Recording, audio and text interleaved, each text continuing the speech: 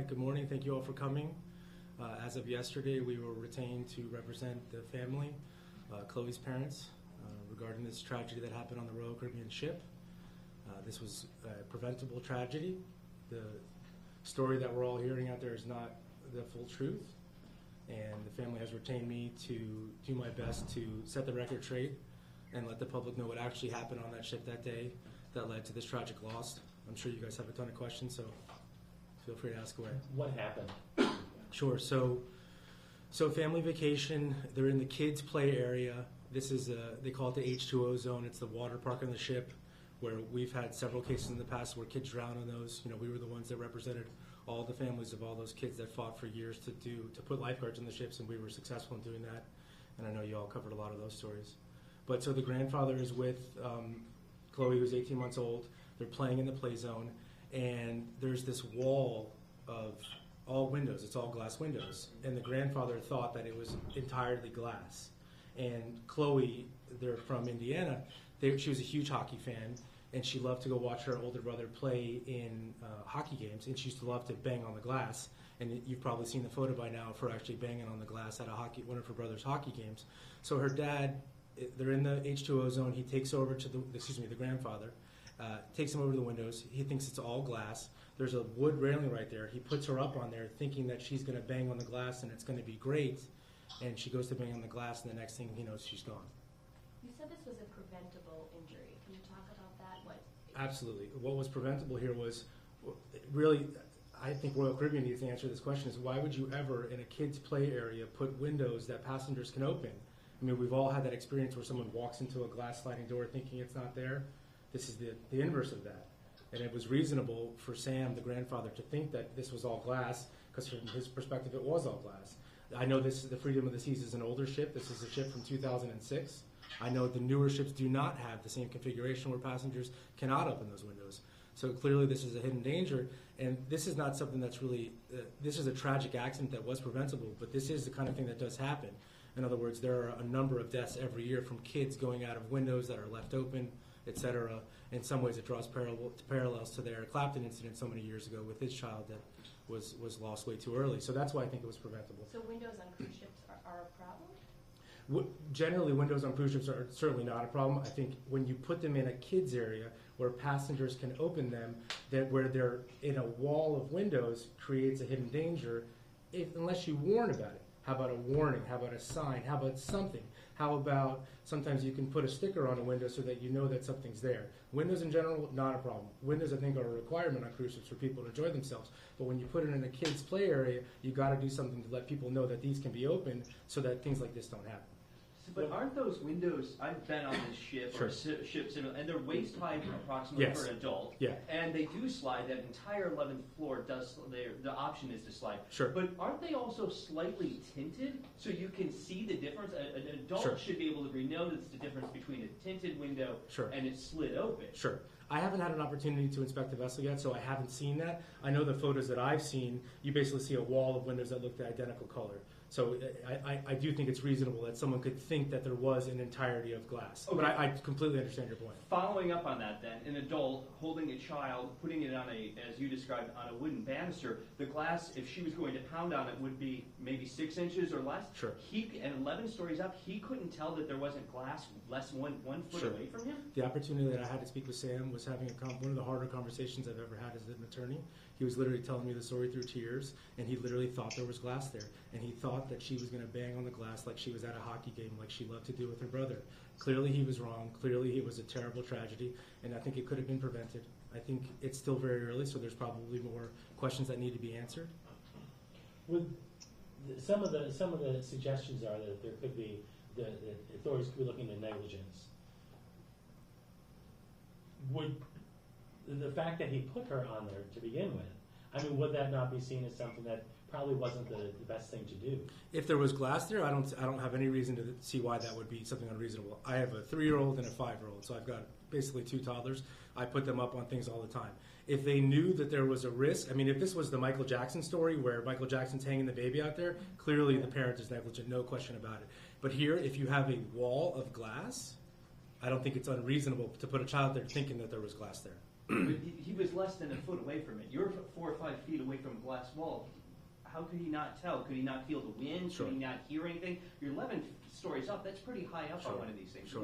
Were there no other exterior environmental things that were telling this man that there's no glass? Sure. Those are great questions. I don't know the answers to those questions. Again, I've had one conversation with Sam, and it was an incredibly tearful conversation. You could imagine how he feels.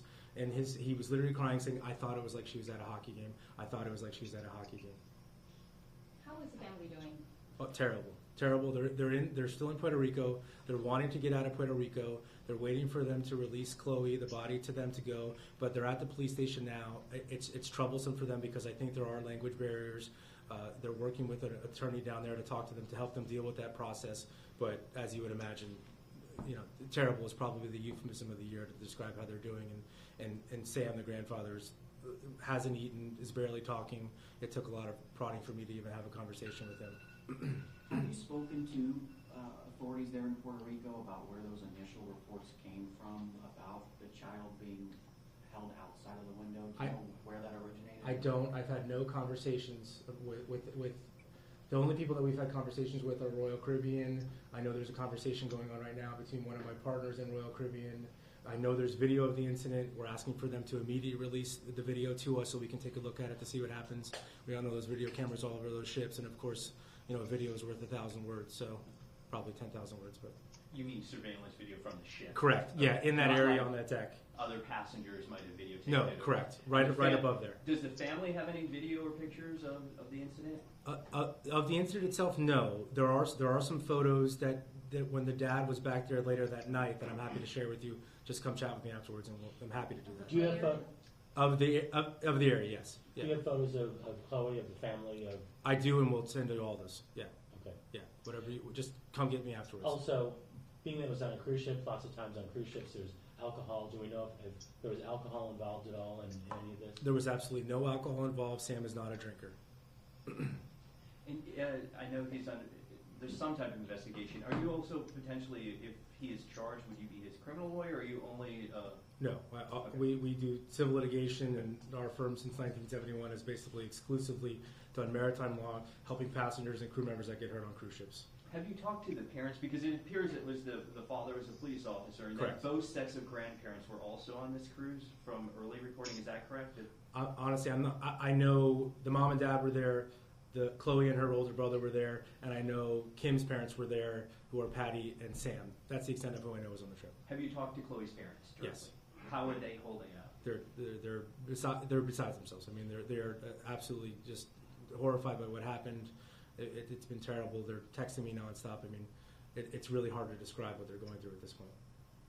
Is there any talk or thought that there may be criminal charges? I don't know. I've seen that in the internet sphere that they're talking about that. I don't know. I don't do criminal law. Does the family have a criminal lawyer? We have helped them retain a Puerto Rican attorney down there who we've worked with in the past in civil litigation, just to go down there, just to help to talk with the authorities. I know one of the big problems is a lot of the people there don't speak English, so just helping with translation. But that's the civil lawyer or criminal lawyer? That is a criminal lawyer. Yeah. Can you give everyone's names, please? Of The family? Mhm. Their full names are some hyphens, so it's a little confusing, so afterwards let me double check it so I have it right.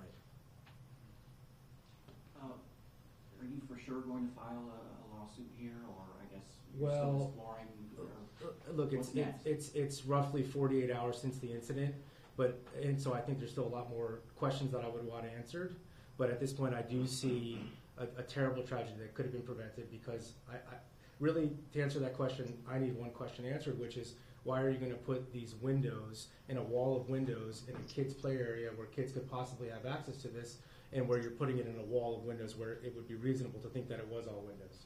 Once you have that answer, then I think we'll know better.